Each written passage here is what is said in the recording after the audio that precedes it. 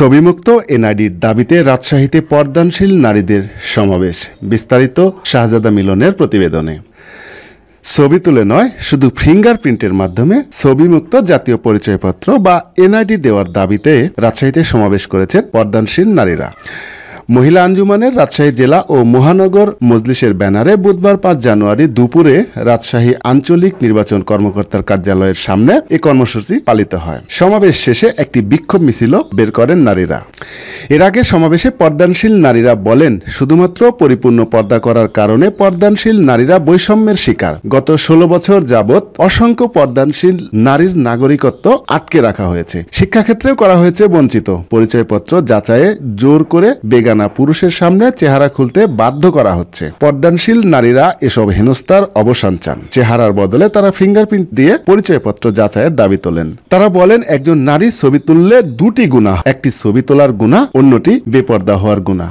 আবার ওই ছবিটি পরবর্তীতে যতজন বেগানা পুরুষ দেখবে, বেপর্দা হওয়ার গুনাহ ততই বাড়তে থাকবে। এমনকি মৃত্যুর পরেও ওই ছবির কারণে বেপর্দার গুনাহ জারি থাকবে। পর্দাশীল নারীরা সেই গুনাহ থেকে বাঁচতে চান। তারা আরো বলেন, রাষ্ট্রে মৌলিক অধিকার আটকে রেখে পর্দানশীল নারীদের গুনাহ করতে বাধ্য করা হচ্ছে, যা তার ধর্মীয় বা দ্বীনি অধিকার লঙ্ঘন। আবার একজন পর্দানশীল নারী তার চেহারা কাউকে দেখাতে চান না, এটা তার গোপনীয়তার অধিকার। ফলে জোর করে চেহারা দেখাতে বাধ্য করা তার গোপনীয়তার অধিকার লঙ্ঘন। তারা এর অবসান চান। সমাবেশে পর্দানশীল নারীরা ৩টি দাবি পেশ করেন। সেগুলো হলো, বিগত ১৬ বছর যে সমস্ত সাবেক ইসি কর্মকর্তা পর্দানশীল নারীদের নাগরিকত্ব আটকে রেখে মানবাধিকার বঞ্চিত করেছেন, তাদেরকে বিচারের আওতায় আনা, পর্দানশীল নারীদের ধর্মীয় ও গোপনীয়তার অধিকার অক্ষুণ্ণ রেখে অবিলম্বে এনআইডি ও শিক্ষা অধিকার প্রদান করা, সকল ক্ষেত্রে পরিচয় শনাক্তের চেহারা ও ছবি মেলানোর পদ্ধতি বাতিল করে আধুনিক ফিঙ্গারপ্রিন্ট যাচাই পদ্ধতি বাধ্যতামূলক করা এবং পর্দাশীল নারীদের ফিঙ্গারপ্রিন্ট নেয়ার সময় কোনো পুরুষ নয়,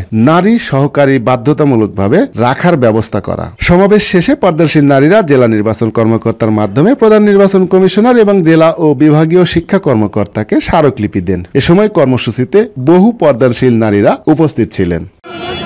রাষ্ট্রে মৌলিক অধিকার আটকে রেখে পর্দাশীল নারীদের গুনাহ করতে বাধ্য করা হচ্ছে, যা তার ধর্মীয় বা দ্বীনি অধিকার লঙ্ঘন। আবার একজন পর্দাশীল নারী তার চেহারা দেখাতে বাধ্য করা তার গোপনীয়তা বা প্রাইভেসির অধিকার লঙ্ঘন। অর্থাৎ পর্দাশীল নারীদের পরিপূর্ণ পর্দা মেনে মৌলিক অধিকার। ভাই ও বোনেরা, গত জুলাই আগস্টে ছাত্র জনতার অভ্যুত্থানের মূল লক্ষ্য ছিল বৈষম্যহীন সমাজ প্রতিষ্ঠা। গত ১৬ বছর যে বৈষম্য হয়েছে, আমরা এ বৈষম্যর পরিসমাপ্তি চাই। অবিলম্বে পর্দানশীল অক্ষুণ্ণ রেখে এনআইডি প্রদান করা হোক। পাশাপাশি শিক্ষাক্ষেত্রে পর্দানশীল নারীদের দ্বীনি ও প্রাইভেসির অধিকার অক্ষুণ্ণ রেখে পরিচয় যাচাইয়ের ব্যবস্থা করা হোক।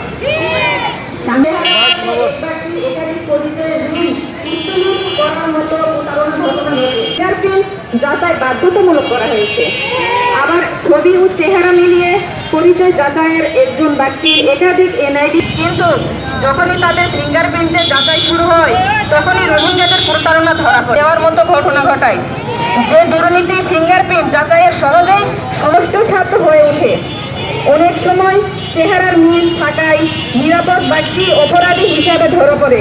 এই সমস্যার গ্রহণযোগ্য মাধ্যম উল্লেখ্য, কৃত্রিম বুদ্ধিমত্তা ও আর্টিফিশিয়াল ইন্টেলিজেন্স এর ছবি একাধিক লোক ব্যবহারের প্রযুক্তি আবিষ্কার হয়েছে।